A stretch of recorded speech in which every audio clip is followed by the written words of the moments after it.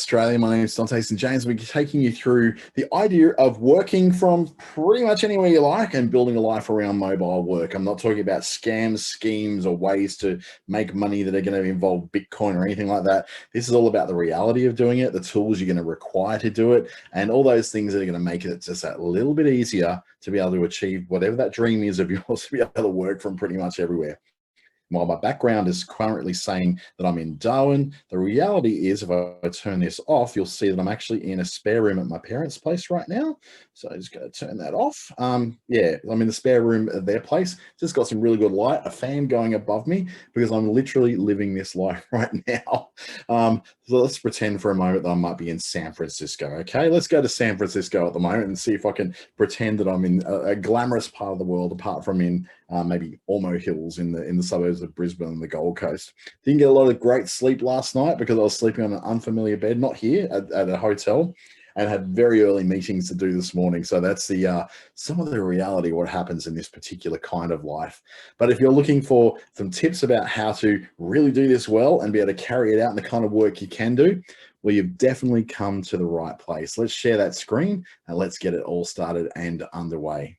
We're talking all about working from anywhere and the logistics, an insight about being a digital nomad and what it really takes and how to do it, and how it's going for me in particular, because sometimes I wake up some mornings and go, I just want a normal life again. And then other times I go, you know what, this is just the life I couldn't imagine living any other way. A quote from James Michener: if you reject the food, ignore the customs, fear the religion, and avoid the people, you might better stay at home.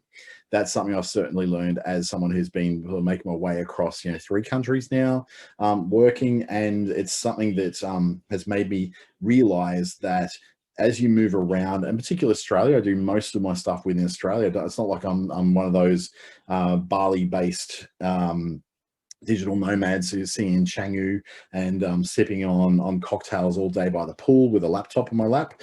It's very much an Australian thing. So as you learn it, you got to learn a little bit about the places where you're going to be if you're going to spend time in them. And what the advantage has been that I've now have friends from all sorts of different backgrounds and right across Australia, because I've taken the time to invest in those friendships and come to those places quite regularly. So what we're going to look at today is what the digital nomad actually is, the kind of work that you can do, the tools of your trade, and by goodness, there are a lot of them, and I'm only going to cover a few of them, but there are a lot of tools of the trade. We're going to look at how you find clients and also getting used to the art of compromise, because there's going to be a fair bit of compromise when it comes to that whole living remote and working remote thing. Now, there's lots of different versions of living and working remote, so we're going to cover as many of those as I can, because I've lived a few of those myself. This is brought to you by Business Station and the Australian Small Business Advisory Services Digital Solutions Program. It's an Australian government initiative in conjunction with, Business Station in WA, Regional Development Australia, Brisbane in Queensland, and Treaty Business Consulting in the Northern Territory, which is where I'm normally based. This will be available a little bit later on YouTube through the Business Station channel. I also have it on my business channel as well, and it's going to be making like a very big difference in the way that I think that you can view this later, because there's going to be tips and tricks you're going to want to come back to again and again.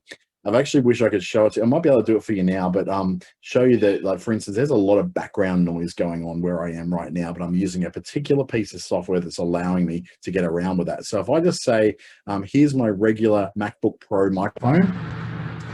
Now, what you're going to hear is the background noise of someone mowing the lawn out the front, a dog yapping in the background, someone in the kitchen clanging on things around. I'm not in a very sound, calm environment, but I'm using a particular plugin that allows me to, and I change over, and we change back to here, it removes all the background noise. So it focuses in just on my voice. This is one of those very important tools that you might find very useful in your toolkit. It's called Crisp, K-R-I-S-P. If you look for that, Crisp Sound, you'll be able to find that, and it's a very cheap plugin for your computer that allows you to run your microphone through this software. The AI in the software removes all the background noise, and it's a great piece of software. I don't make anything out of this. It's just made a massive difference in my ability to be able to work from pretty much anywhere. I thought I'd just share that example because it came up right at that point. Now, my education is a lot more traditional than what it is. Normal schools, normal universities, all that sort of thing.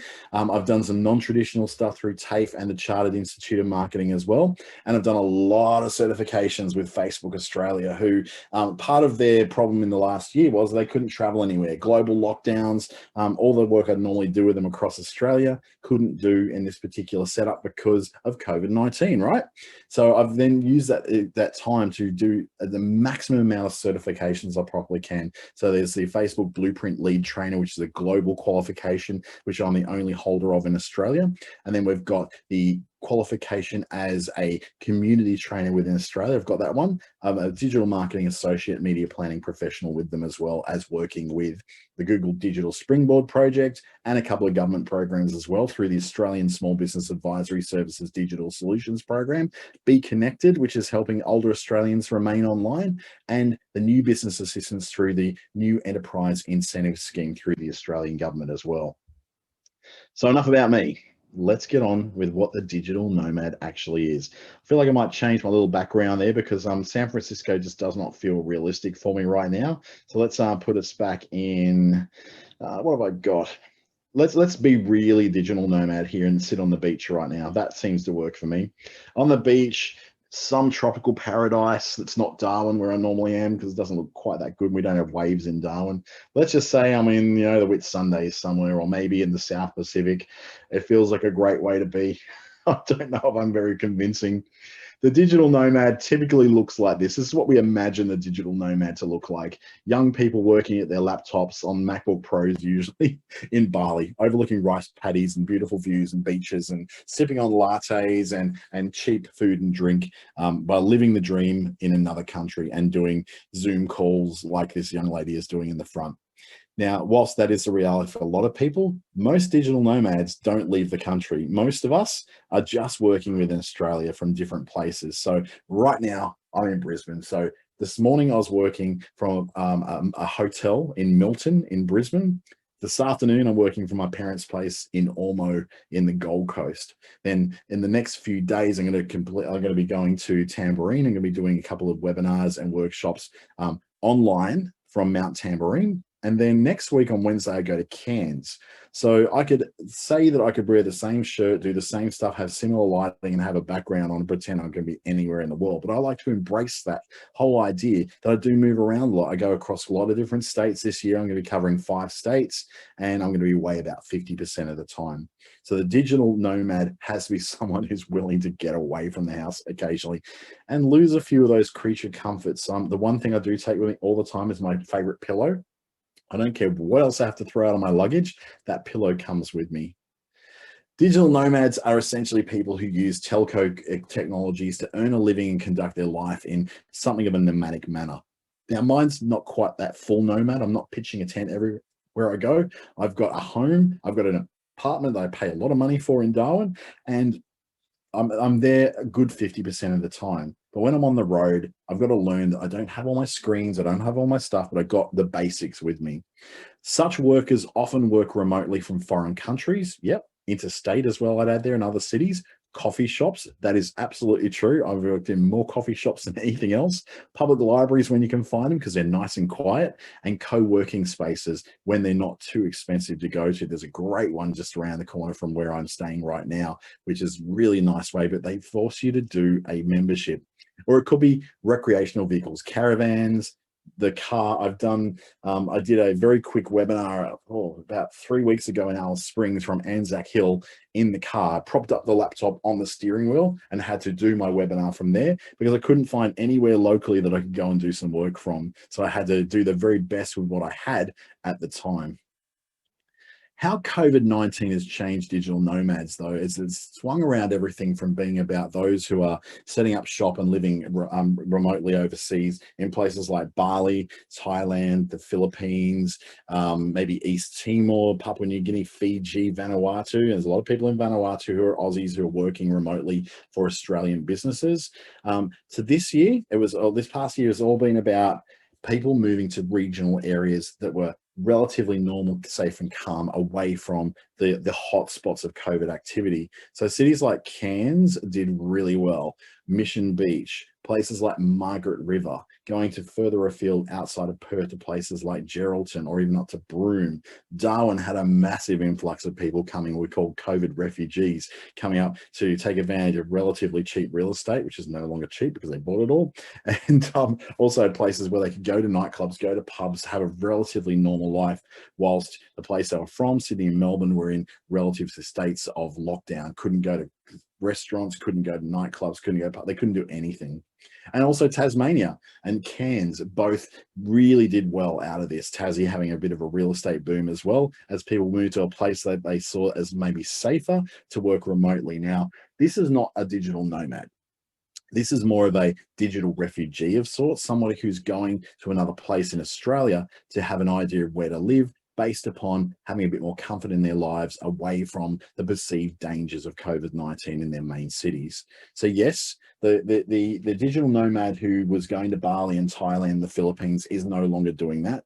Just for now, we do expect that return. But just yesterday, I was on a webinar, on a Zoom call with someone who is actually a digital nomad in Bali, and she lives in lots of different villas around Bali and lives a very lean life and loves it over there because it's so cheap, and it's actually cheaper for her to go from luxurious villa to luxurious villa all around Bali than what it is for her to pay for rent in her hometown in Sydney. So you got the different kind of digital nomads. What we'll have a look at is the kind of things, I guess, that they do. What are the kind of work that a digital nomad does? And some ideas in here for you for the kind of work that you may want to do as a digital nomad. And feel free to drop in if you've got some ideas. I'd love to have a discussion with you about that. Might even bring you up to the microphone to have a chat about if you've got a particular idea you'd like to try as a digital nomad yourself. So digital skills are obviously in very big demand when it comes to digital nomads. Programmers, coders, developers, people working with software packages, web designers, social media managers, all those obvious ones that we're probably thinking of. Yeah, that's what digital nomads are. They're digital skills. Graphic designers, course creators are really big right now, and digital content creators, people making video and audio and all that sort of stuff that comes with creating the stuff that goes on social media, not just for ourselves, but for our clients as well. They're the obvious things, I think, that come with digital skills. And there's a lot of demand for all of these things. They're all very popular. But the other skills could be things like bookkeepers and accountants, who don't necessarily need to be in one place unless their business is built upon very personal touch and people sitting down having a cup of coffee or a beer with them over that sort of stuff. People who are business advisors, people who can provide business advice or business growth advice remotely, don't have to be in the place where they live, and they may not be even serving people anywhere near the place where they live. Trainers and facilitators have become, well, look what I'm doing right now. I'm doing this from a spare bedroom in my parents' place, at a desk and on a chair and drinking a coffee. It's not the best coffee in the world, but it's what I've got. Really, they don't drink coffee, so I had to buy some Michener from the supermarket on the way here.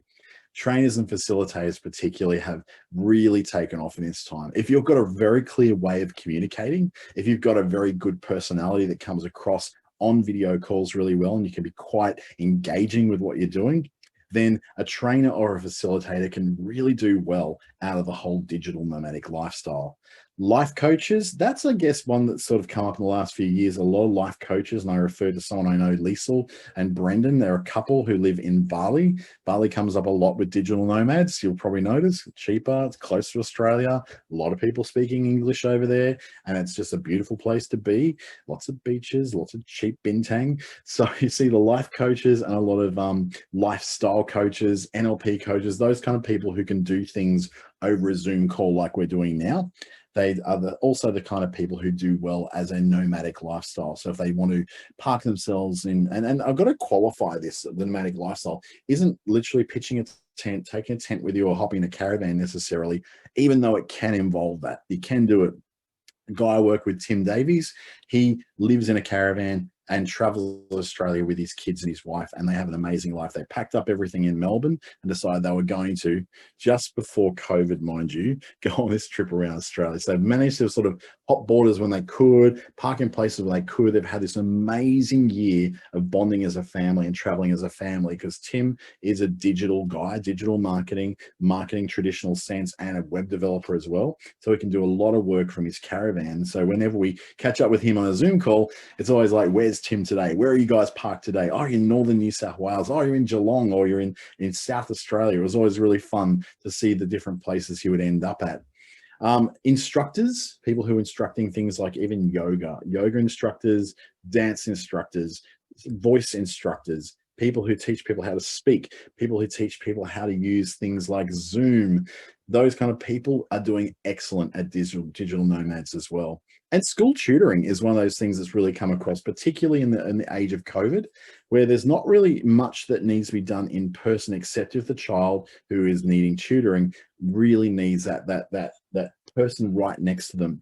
Now, given that our kids these days are digital natives, which means that they've never known a world without the internet and never known a world without these mobile phone things. That's showing up on my screen. No, it's not. That's the background killing my mobile phone on me. If you're not, if you've got kids who have never known a world without this, this is how they communicate. This is how they experience the world first, is they do it through digital means. Doing things through stuff like this it doesn't bother them. They don't need that necessarily, that personal touch of someone standing in front of them, wagging their finger at them, telling you what they're doing wrong. This is native for them. It's just a little bit weird for those of us who are of a certain vintage that didn't grow up this way. So now we know the kind of things you could do. Let's take a quick look at what is actually in demand when it comes to digital natives and digital nomads and the kind of work you can do. The stuff that's in very high demand right now is the same thing that's in high demand for outsourcing to the Philippines, really. Digital marketers, people who understand Facebook ads platform, Google ads, SEO, all those sort of marketing things, including copywriting. These things are really in demand, and particularly for people who are willing to work for a little less because their lifestyle costs them a lot less. If they're going to places like regional centers where the cost of living is a lot lower, or if they're in Bali, for instance, I'll bring it up again, or the Philippines, and they happen to be an Aussie who's over there and they've got a clear speaking voice. English is their first language and they don't have any sort of cultural gaps. They completely understand what you're saying. Those people are in very high demand right now.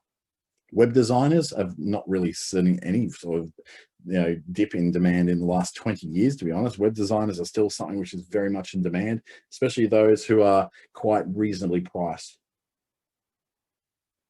Tutors are definitely in demand right now. They're looking for people who are able to do, I guess, teaching in such a way that makes sense online, particularly those, again, who have that clear speaking Aussie voice and that cultural reference. And then they understand completely who it is they're talking to, the language they're speaking, and making the right kind of cultural references as well.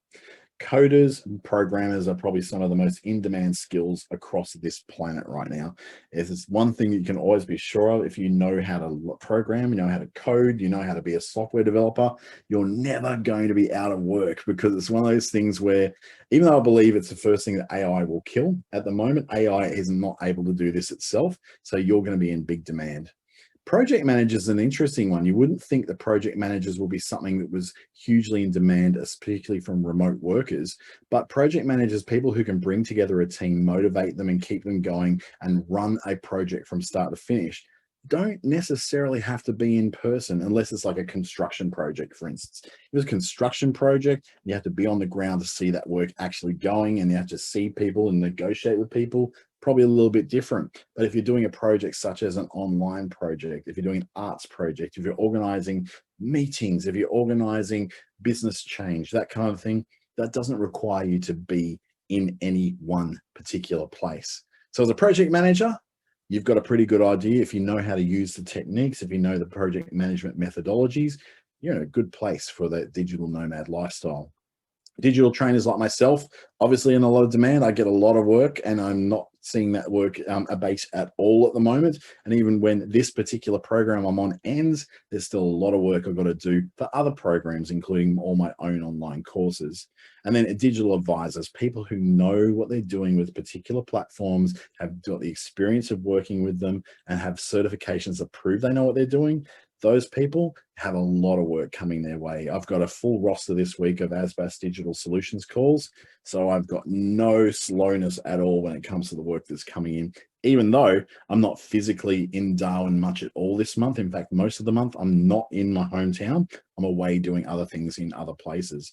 This week, Brisbane, next week, Cairns. In 2 weeks' time, I'll be in Broome. So you've got to get that idea that, you can still carry on the work as long as you choose work that can sort of carry itself. And I'm going to do a few pitfalls and pros and cons a little bit later, because there are things that do go wrong. Like, for instance, I'm sitting here, I've got a client calling me right now, and I know exactly what they're calling me for, because I was supposed to call them an hour ago and I forgot that I double booked. So there are a few little organizational things you'll have to look at, and we'll sort of take a bit more of a look at those, pros and pitfalls towards the end of this presentation. So what worries clients? Ironically, I'm going to talk about one of the things I did myself this morning is something that concerns a client, right? It's the holiday attitude. Now, that's not the one I'm referring to that I did this morning.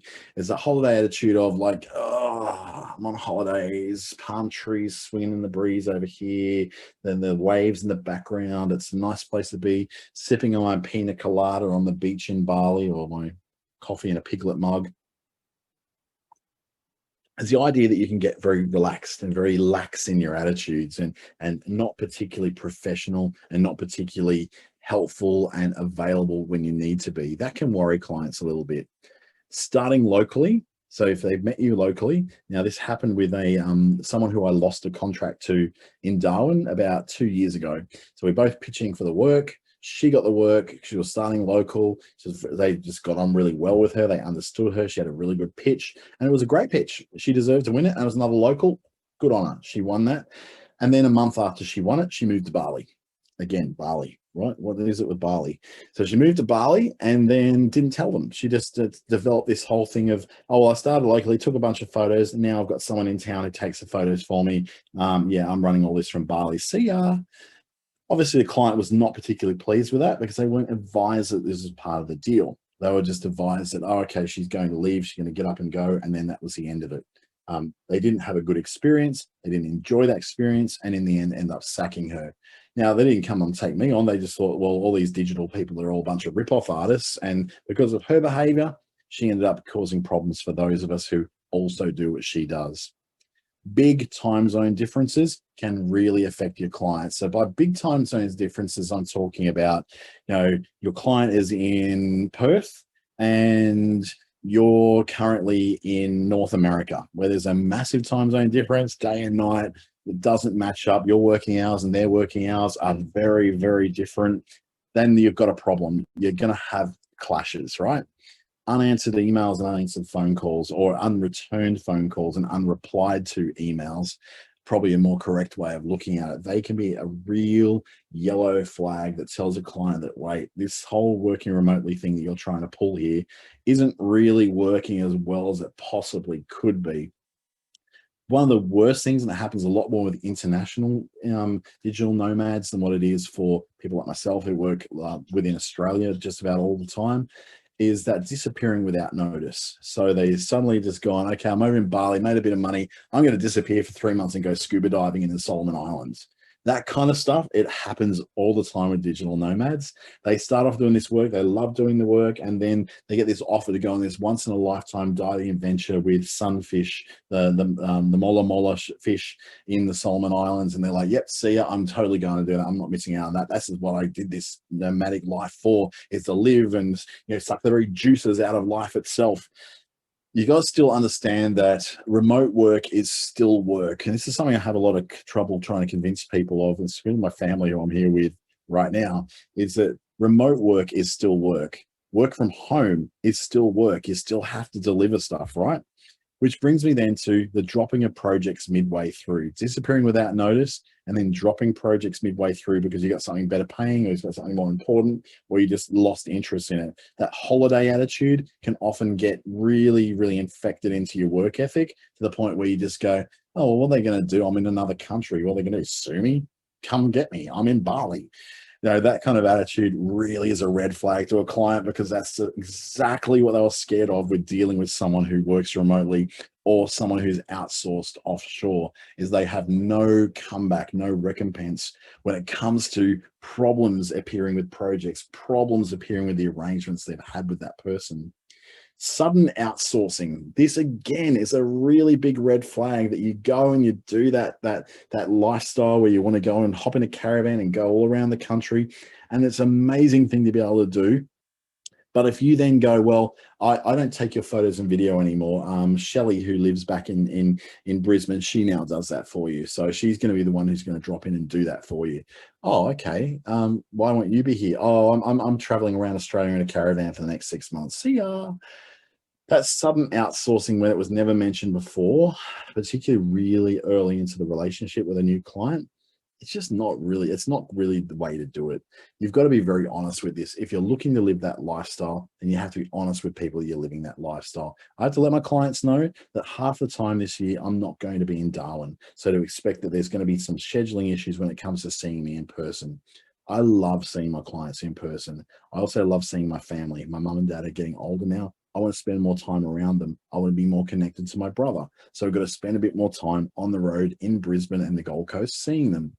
But I also want to expand my markets outside of Darwin and do a lot more work in places like Broome, in Adelaide, Tasmania, northern New South Wales, and North Queensland as well. So it means I've got to go to those places to do some work.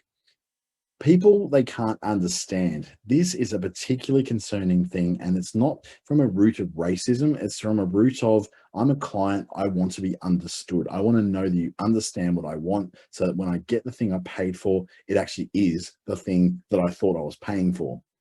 Now, this falls apart with outsourced arrangements, particularly with dealing with outsourced teams in the Philippines and India and Vietnam, which are three of the greatest places to do outsourcing work with. Now, whilst you're not necessarily outsourcing, one of the fears they have is that you're going to go overseas and then they're going to be handed off to your local assistant who is in wherever you happen to be. Let's just say Thailand. Your local assistant is Thai, speaks English, but doesn't have the same colloquialisms, the same relationship, the same empathy, and the same language skills and cultural references that you do as the Australian who's traveling. So this is a problem where people go, well, once you get over there, you're going to get this assistant. They're going to be from the country. I'm not going to be able to understand them. They're not going to be able to understand me. It sounds like it's all too much to deal with. I'll just go with the local guy. Thanks. And that's when you may have to go, well, that is an actual distinct possibility. This could happen. Just be honest about it and say, well, yeah, this actually could happen. This could be a problem that comes up. Let's see what we can do about that. What doesn't worry your clients too much at all, the stuff that really they don't concern themselves with too much, is things like patchy internet connections. Oops, go back one screen, sorry. Or mistakes on screen is probably one thing they probably shouldn't concern themselves too much with. But patchy internet connections, they kind of expect it. It's going to be a Zoom call. You're going to have a bit of back and forth. Zoom calls, they're kind of a little bit like seances. Are you there? Can you hear us? Come on, say your name so we know who you are. It can be a very, very dire experience. So patchy internet connections, we're in Australia, we're used to patchy internet, even if we've got an NBN. So I'm connecting through my mobile phone right now because I think that the internet connection that I've got here at my parents' place may not be quite as reliable as my Vodafone or Telstra connections on my phone. Mind you, these patchy internet connections for me is phone number, I can't even see it, phone number 1, phone number 2, which is the iPhone, both on Telstra. This one's my Vodafone one that does most of my stuff, and this one is one of my government programs that I work on, which is phone number 4. In combination, I have something like 700 gigabytes of data that I can use, and that is a bit of a tool of your trade, which we'll come across very shortly. Zoom calls, don't worry clients too much. They don't feel too bad about them. They've gotten used to them this past year, especially with webinars. I remember the beginning of this ASBAS Digital Solutions platform that we couldn't seem to get anybody on a webinar. Now, that's the primary way that people want to connect with us rather than live in-person workshops, because they don't have to take huge chunks out of their day. They can do this while they're cooking, while they're cleaning, while they're doing anything they want, put it on their phone, and they're watching and enjoying it all. Casual dress doesn't particularly bother them. I'm just wearing a polo shirt here at the moment.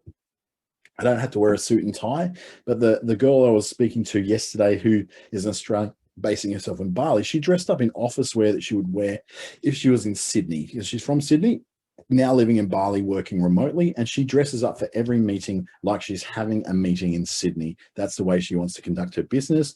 But you probably find that she doesn't actually have to do that because the clients she works with are quite happy to work with her on a very casual basis. Over communication does not bother your client. Trust me, more communication is better than less communication. Your client wants to hear what's going on. Your client wants to know that things are going to be okay. Your client absolutely, positively wants to know what's going on with their project. That's what they're paying you for. And half of that is not just getting the project done, but letting them know where the project is. This was a lesson I learned very difficultly when it came to that over communication. I'm not an over communicator. It's not something I do. I don't like phone calls, but clients need to know where things are at. So they don't necessarily want to be put into an online portal which tells them. They want you to call them and explain to it, or have a call with them that says, this is where I'm at with doing that work for you. Taking days off with notice is not such a bad thing. It's when it has no notice that things are bad. If you take days off and disappear for a couple of days and don't answer emails, they go, where is he? He's abandoned me. Oh, that's not so great.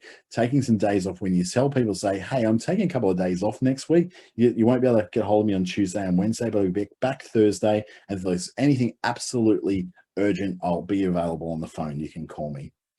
They don't really care about where you are in the world as long as it doesn't impact their calls, impact the quality of what you're doing, and impact the time zone, because a slight time zone difference, not a problem.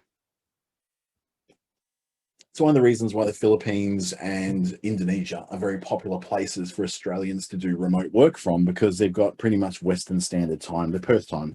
So it's very, very similar to Australian time. And if it's even if you're on the east coast of Australia, the difference is only 2 hours. So you can sort of work it around very, very similar work hours, or do what I do when I'm in Bali and I'm working from there very, very early. Like I've done it maybe twice.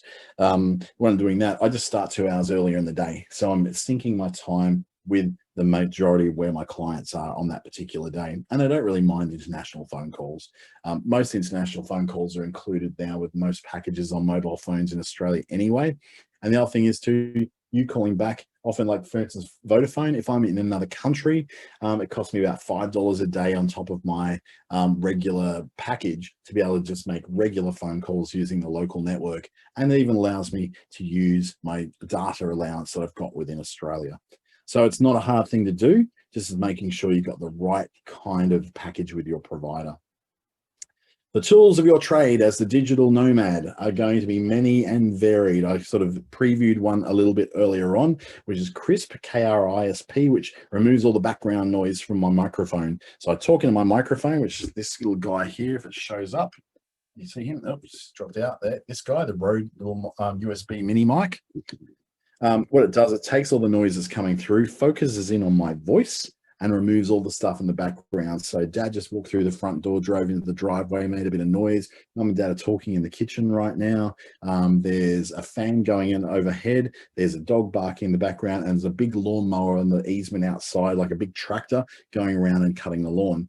And you won't hear any of that. That's all cut out because it's one of the tools of my trade is to make it as clear and easy to communicate with me, even if I've got other things going on around me. So the most obvious tools of the trade, the laptop computer. Now, one thing I'll tell you about a laptop computer is do not skimp on your laptop. If you're going to go digital nomad, you need to have a good, solid laptop computer. I use Apple Macintosh ones because they just work for me. I've never had a problem with one. I've never had one break down. I've never had one go to anything less than it's meant to do.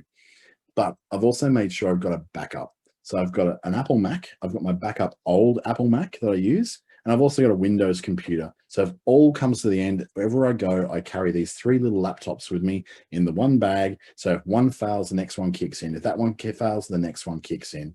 I might be unlucky to have one fail. I'd be very, very unlucky to have 2 or 3 fail.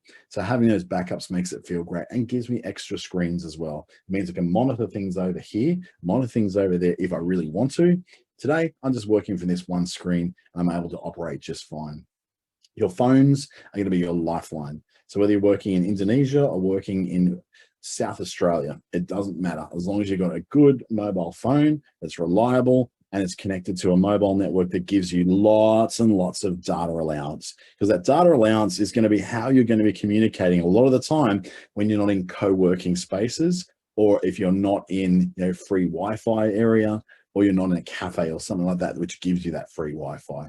So if you're using your mobile data, you need a lot of mobile data. Now, I get a fair chunk. I've got a shared plan with one of my government projects, one of my government contracts that I use quite a lot of. But I can't always do that because I'm not always working for them. When I'm working for myself, I may use one of my Telstra phones, so my iPhone, or I might use my Vodafone one, which has something like 400 gigabytes of, I've got tons and tons of gigabytes available. And yes, I'm paying a lot for all that, but that's the price of making sure you've got reliable internet wherever you go. I can't just have my Vodafone one, despite having the most generous data allowance, because Vodafone doesn't connect everywhere I go. Earlier in the second week of February, I was in a place called Nhulunbuy, which is in the East Arnhem Land region of the Northern Territory. Now, they have fairly good mobile connectivity there, but only if you were Telstra.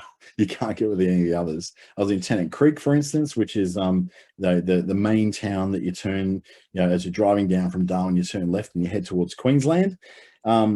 Can't get Vodafone there, just Telstra and Optus. So I couldn't use my main one, so I've got to have a backup. So you could go straight to the source and go, well, just go with Telstra because they're available anywhere. The problem is, though, when I was on Fitzroy Island in Cairns, when was that? I don't even remember when it was, maybe November. When I was there last, I couldn't get a signal with Telstra, but I could get a signal with Vodafone, and it was quite a solid signal. So you just never quite know. Some things are going to be a little bit more different to others. But by and large, if you're traveling through regional Australia, Telstra is going to be your best friend because it's got the biggest coverage in all those places. The other thing you'll need is a good microphone. Don't rely on your laptop microphone because there's a very big difference in the quality. I'm going to turn off the crisp microphone and just go straight from my Rode USB mini microphone. So you're going to get a little bit of background noise once that does kick back in again. I think you can hear me again. Yeah, you can. So you're going to hear a bit of background noise. It's not going to be the best sound ever, but it's going to be pretty good and pretty clear. If I bring it right up to me, I can even do voiceover. So I can do like a radio announcer and have it very clear coming through that microphone. Put it back down, still pretty clear, still pretty good. Now let's switch this over to now when I'm putting this together through just the microphone on my computer. Now let's bear in mind that computers, Macintosh computers, are very, very good microphones on them, right? The problem is though, that it sounds hollow, echoey, and it's picking up everything around. It's not really isolating just my voice. Even though it's got a great microphone, it's not the best one. So I switch back now to my crisp microphone plugin, which is going through my little Rode USB. So you should have lost a few words there, but you're back again. Much more clear, much easier to understand, and it makes a big difference. Now, one of the other side things I do as well as all this is I do voiceovers. So I've got a big voiceover job for Northern Territory Health Department to do some training materials voiced over for them. That's why I've got this little fella coming with me everywhere I go. Fits in my luggage really comfortably. It isn't too big. It's like the size of the palm of my hand. So it's, not a huge tool at all. It's like quite a small one. So it doesn't take up a lot of room in my luggage, but it's got a really good quality condenser mic that helps me to do professional voiceover work as well. Even if you're not doing voiceovers, that microphone is going to make a world of difference because people will forgive poor visuals. They'll forgive you dropping out on Zoom calls, like your camera freezing and all that. What they won't forgive is having to sit through 1 hour of really, really bad quality audio. On audio's front as well, there's lots of different tools you can use when it comes to your earphones. So a lot of people just use little iPhone plugs or the AirPods. Very good quality. They're very good at what they do. But again, may not be quite what you need to isolate yourself, particularly if you're in a noisy cafe somewhere or you're in a pub somewhere and you're trying to get a call done or you're trying to listen to some work that you need to do stuff on. So I would imagine getting over-the-head earphones are going to be a lot better for you. The other advantage of that is, and I'm just going to reach over and get them for myself. But I've got my what I call Neura headphones. They're a subscription headphone that I use for pay about $12 a month, I think it is. and it sends constant software updates and is very personalized to my listening habits and settings. So my Neura, I pull out, and it acts as a, if you can see that, they're just over the head headphones, which I need to put in front of me so you can see them. They've got really strong isolation because the plugs go in your ear, and then they also have the padded surrounding, very comfortable for wear for long periods of time. If you want to know who that brand is, it's Neura. So let's put that in front so you can actually see it. There you go, Neura. And I subscribe to these so that I'm not paying literally hundreds of dollars. These things would be about $1,000. They're also noise cancelling. So you're on a flight and you want to sort of have a good sleep. You don't want to hear that like constant hum of the engine. They're really good for that as well. Take phone calls. I've got a microphone that works fairly well as well. That's really good for doing all that stuff with. So having a good set of headphones, you don't have to get these ones. They're possibly a little bit of overkill for most people. For me on the road and flying around a lot, they are the perfect match for me. And you'll never talk me out of it and get me on a cheaper pair of headphones because they work an absolute charm for me. More things that you would use in terms of the stuff that you would need to have as tools of the trade is your software. Zoom is going to be your best friend. I pay for Zoom because I do a lot of stuff on Zoom. Getting away with the free version of Zoom may work for you if Zoom is not at the core of what you do. But for me, it's a core system that I use, as is Microsoft Teams through the Office 365 suite, as is Skype as well. So if you're not necessarily paying for Skype, but you're paying for Office 365 or Zoom, you're actually investing in what your product is. Google's Workspace product, which is what used to be called G Suite, means that you have professional email and you've got all those online tools that come with it. And most people don't even realize they're there. Things like Google Docs, Google Sheets, Google Slides are the equivalent of Microsoft Office in terms of the sheets are spreadsheets, so it's Excel. The docs are Word documents, just like Word, and the slides are pretty much PowerPoint, and they're an online cloud-hosted version of all those things. So they're really, really good for that, as is Office 365. If you're a Microsoft person, you're using Windows, you're using Office 365, go for it. Continue doing that because it's an excellent product. And you don't want to learn something new, do you? You want to stick around the things you know and trust and that work really well for you. So your software choices are going to be quite important for you, as are your creative choices. Now, as someone who does a lot of graphic work and a lot of layouts for clients who need them, and also video editing and audio editing, I use Adobe's Creative Cloud.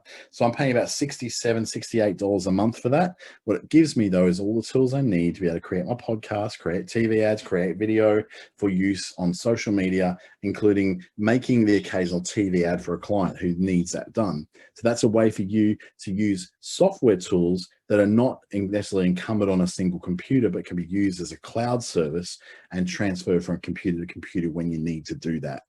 So having the right software tools means that you're less reliant necessarily on things that are in the cloud with patchy connections, and you can still do the work you need to do locally on the computer itself. But how do we find clients when we're out on the road living this digital nomad lifestyle?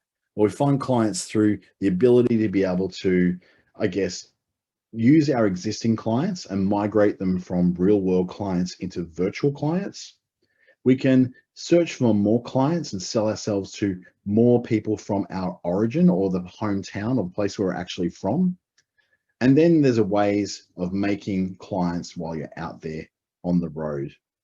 Now, your existing clients are about converting those real world, real live relationship clients you have in your hometown to remote clients that you're going to service the same way you always did, but now it's going to be over mostly Zoom calls, phone, and email. So that's a very delicate operation. It can happen with some clients who are not very happy about being transferred to being a remote client because they're used to dealing with you in person. And they're one of those people that just likes to make a phone call, likes to be able to shake your hand, likes to be able to have a beer with you, whatever that is. So your existing clients aren't always going to be wanting to come across to this model with you. Unfortunately, if this is the model you're taking, you may sort of lose some of those clients, but I've never lost a client because I've gone remote. They've always stuck around with me because I do the same kind of work remote as what I would do if I was in town all the time.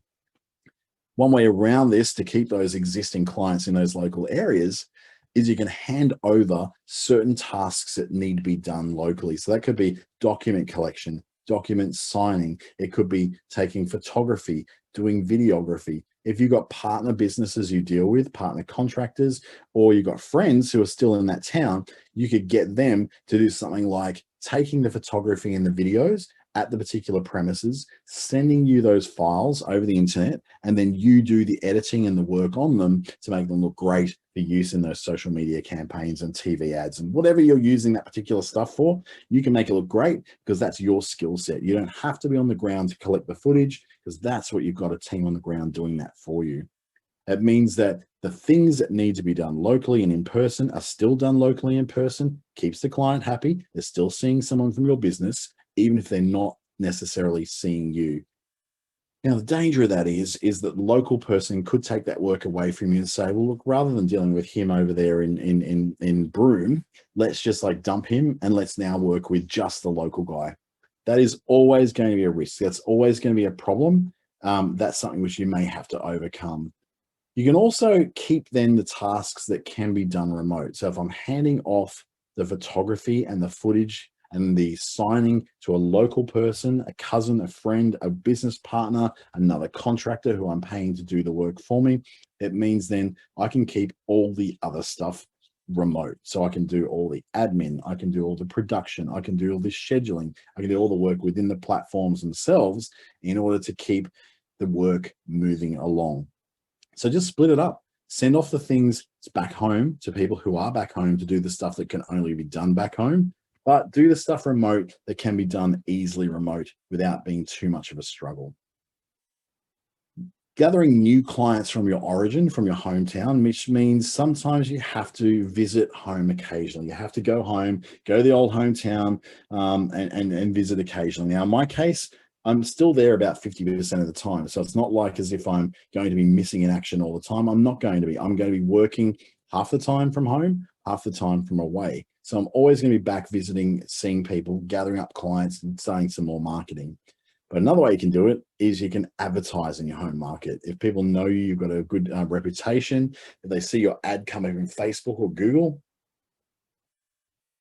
they'll recognize you, they'll recognize your brand and understand that they can deal with you, even if they don't know at this stage that you're actually working part of the time or all the time remotely and away from that particular market.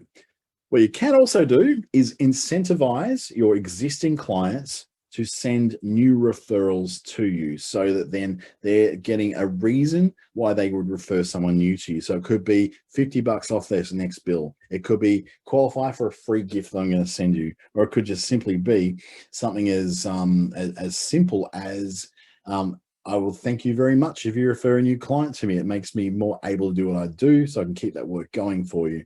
But I think incentives need to be something very real. Winning a prize, getting a cash bonus, a saving on the next quote, on the next job, or on the next month's subscription, I think are really good ways to incentivize your existing clients who are happy with your work and especially happy with your remote work to refer you on to others who could take advantage of your skills without having to then do too much marketing advertising work within that particular market. But then there's always the way of getting clients when you're out there on the road itself. And this is a model I do a lot of. It's like when I go to Brisbane, I set up meetings when I'm here, with meetings with potential new clients, with old clients that I no longer engage with, or with clients that I've got right now. And I invite them to bring a friend along with them or another business along with them for me to have a chat with them as well. So I can give them my expertise and talk them through what I'm doing. So set up meetings wherever you are. If you're in Geraldton in WA, if you're in Catherine in the Northern Territory, if you're traveling through Southeast Queensland and you're from North Queensland, set up meetings there. I'm meeting with people in Cairns next week because it suits me to do that, and it's an expansion market for me. So the ability to be able to do that means you're constantly growing your client base to new places, and you're not so dependent upon that home market of where you came from or where you got all the reputation and all the assets and all the history. You're not so reliant on that. And the less reliant you are on that home market, the easier it is for you to work remotely from pretty much anywhere, because these new people you're meeting on the road know you don't live there. You've told them straight off the bat, oh, I'm not from here. I'm actually from Darwin, or I'm actually from Perth, or I'm actually from Brisbane. I'm just passing through here, but I love working for people here because they come here so often.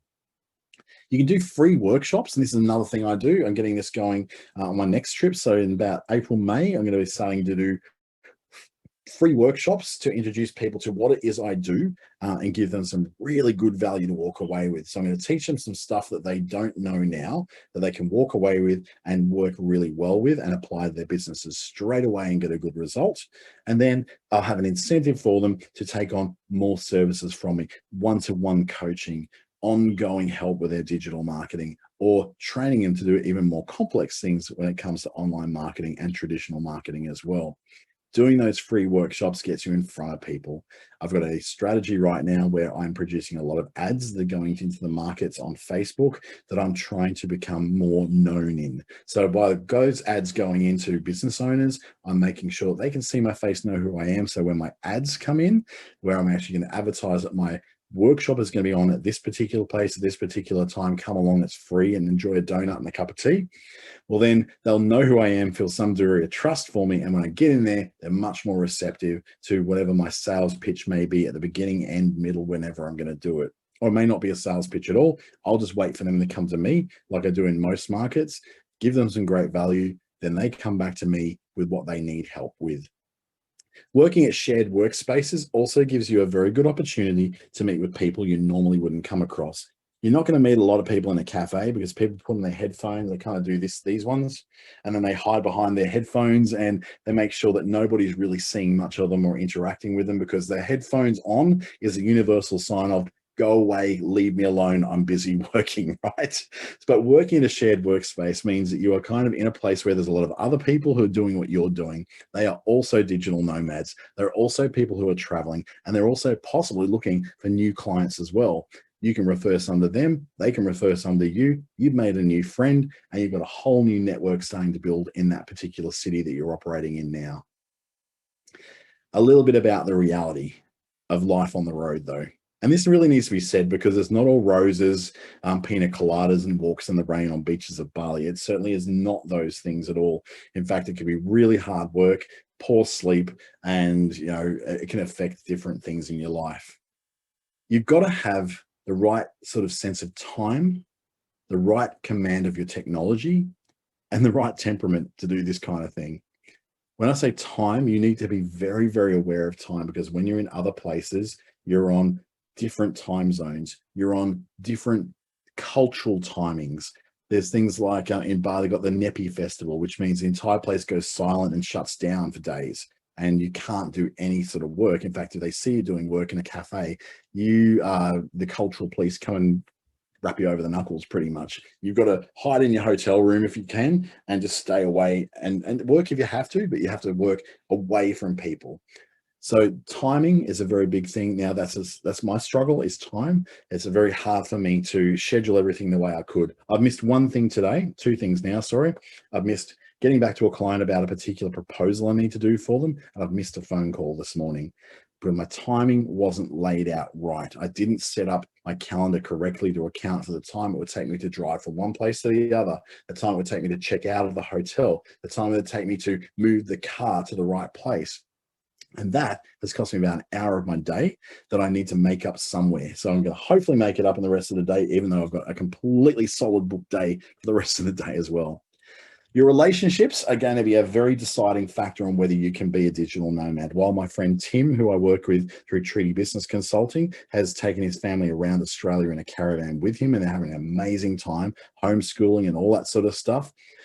If you're in a relationship and you're the one who's a digital nomad and there's still someone at home who's looking after all the normals, day-to-day stuff of like paying the bills, looking after the kids, that is going to have a big strain on your relationship. The digital nomad lifestyle particularly suits those people who are not in relationships at all, like myself.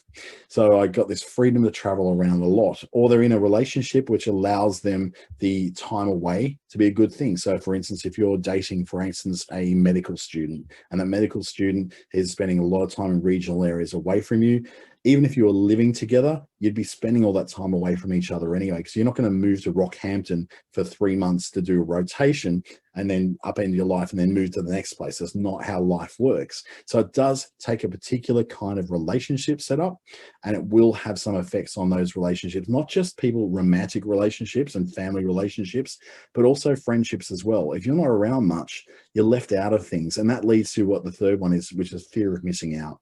You're going to miss out on a lot of stuff back home.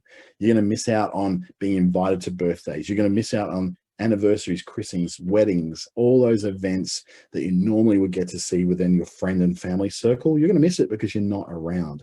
The less you're around, the less you'll be invited. The less you're invited, the more disconnected you'll become.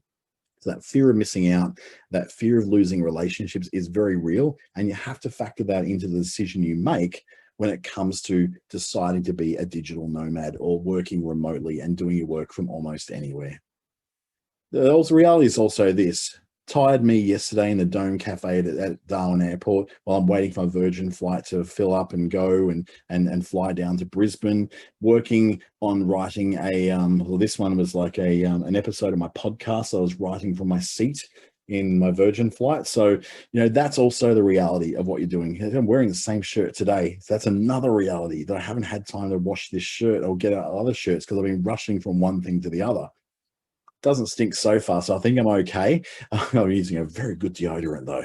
So making sure you're actually looking after things, those logistic things like changing your shirt when you take a photo and saying, oh, this was me yesterday, and then showing up in a shirt the next day. It's the same shirt. If you're not known as someone who has those, has the one shirt at every location you do, then make sure you have a change of shirt at least to get into. It also allows me to go to shows like this one that was in Alice Springs, where I got to see a comedian that I hadn't been able to see in my hometown of Darwin. And I got to see her in Alice Springs at the Araluen Centre, which was amazing. It was a great night. Got to take along a friend in Alice Springs, and we had a hoot. It was a really great night. It allows you to capture moments in places where you normally wouldn't be. It allows you to see, you can't quite see it in this photo that clearly, but that morning, the Todd River in Alice Springs was flowing for the first time I'd ever seen. I'd never seen it flow before with water. And yet there it was. And I took a photo. There was a beautiful sunrise coming up over the mountains, and there was water flowing in the Todd River. And it was a moment that I wouldn't have had if I was stuck at home in my apartment in Darwin.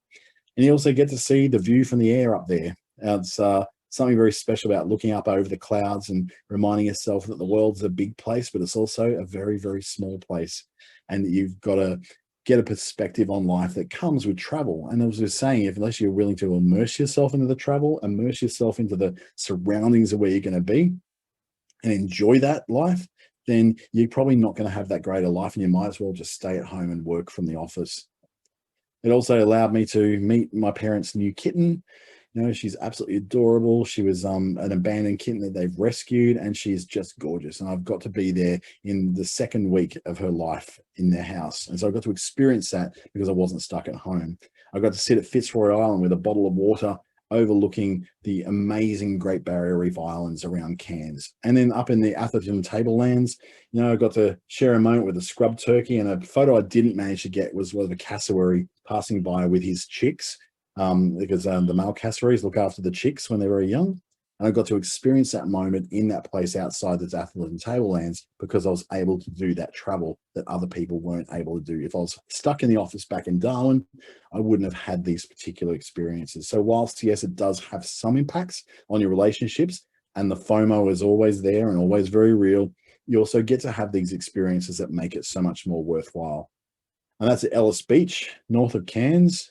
A little bit earlier this year, and I was able to sit on a beach, build that website, which is for a client back in Darwin. And then that was my view. I was literally, 10 meters from the beach, waves rolling in, beautiful breeze, enjoying that lifestyle because that's where I chose to stay. It was really cheap to stay there, and I had a great internet connection I was able to use. So there's pros and cons. There's pros and pitfalls when it comes to remote working. So what will you choose? Thank you so much for joining me. My name is Dante St James. You can contact me through this email address. I'd love to hear and connect from you on LinkedIn, Facebook, Instagram, any of the platforms that you're joining on. And please do remember that if you missed the end of this, you can watch it again on YouTube. under the Business Station channel, or just look for my name and you'll be able to find my version of it on there as well. But even more so than that, if you're watching on YouTube right now, please comment below if you liked what you did and smash the subscribe button so you're able to see more of this kind of content coming to you for free, thanks to Business Station, the Australian Small Business Digital Advisory Services Digital Solutions Program, Regional Development Australia, Brisbane, and Treaty Business Consulting in the Northern Territory. Thank you very much for joining me. I hope you have a fantastic week. Let's go back to the reality. I'm not really on this tropical beach right now. I'm in that bedroom, and it's not quite so glamorous. Let's turn off that background. Yeah, that's where I really am. Have a great day. It's been really fun. And make sure that you keep doing things that invest in your business, not just working in your business, but taking some time out to work on your business as well. Thank you, and good afternoon.